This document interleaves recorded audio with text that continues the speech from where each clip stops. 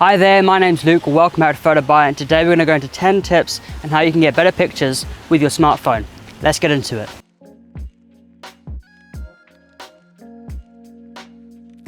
So in the world of photography, smartphones are becoming better and better, and they're taking in more and more of what other cameras can do. So these days you can normally get phones with more than 2 cameras on them, front and back, which means you've got a bit more to play with and a bit more to work with.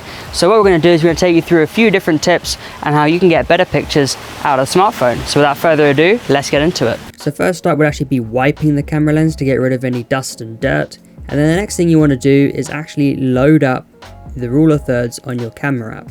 Now you can do this by going into the settings and then selecting assistive grid as they call it, but this just enables you to frame up your photos better. You can also use it to level out the horizon if you don't have any levels on the phone, and it will just make your life a lot easier when you're framing up subjects. You can also go as far as actually changing the color temperature on your phone. You can do that in the settings menu and then just going from vivid to normal and then from default or warm to cold. Next up would be getting low, so get low to the ground, see what kind of reflections you have available. It just changes the perspective, and I can assure you that not many others will think of doing this, so give it a try and you'll be getting some very unique angles. As well as getting low, you can also get high, so think about where you are, think what other platforms you can get on top of. It just gives you a bit more of an elevated view, and it gives you a bit more to play with, and whilst you're up there, also think about playing with portrait or landscape.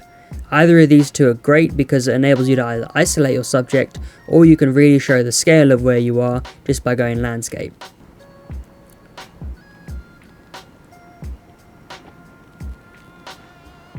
Next up would be adding things to the foreground or finding things, and this just gives some depth to the images and also a bit of colour, but you can always have a play around. In this case I'm just using some rope that I found, but you can use grass, you can use leaves, really anything that has a bit of colour to your images, go ahead and use it. Next up would be changing the lenses, so also going wide with your camera, but you can also do a clever thing where you can actually tap to focus and expose. And if you hold it down, you can then focus on one area and expose for the other. This is very useful for getting a well-balanced image. Now if you can, use the features available in your phone, so for example I have aperture mode, so go ahead and use that. It just enables you to add a bit of depth to your image, but it also gives you a bit more control, and you can also use this with other settings as well, like I'm doing the tap to focus. And in this case I'm focusing on one of the bolts that you see on the groin, and I'm just having a bit of a play, just seeing what's working. But you really don't have to just take one image and go, you can take several, you can keep playing with it, be experimental. Now lastly, you've got some good pictures, but now it's time to edit them, so you can use any software like Lightroom Mobile, or in this case VSCO. You can also use Snapseed. It just helps you add a bit more of a style to your photos, and it gives you a bit more control of how you want your images to look, especially if you've got a set style or mood in mind. Right, so those are our 10 tips. So hopefully those have helped you get better pictures, but just bear in mind that it's not always about the tips and tricks. You've just got to get out there, you've got to experiment, and you've got to try.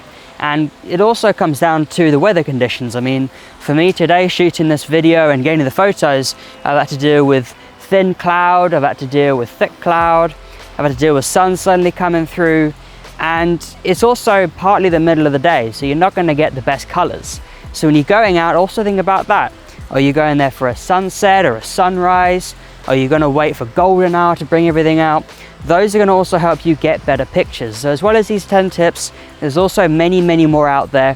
One of the main things to do is get out, experiment, and have fun. So without further ado, my name's Luke, this is PhotoBite, and we'll see you next time.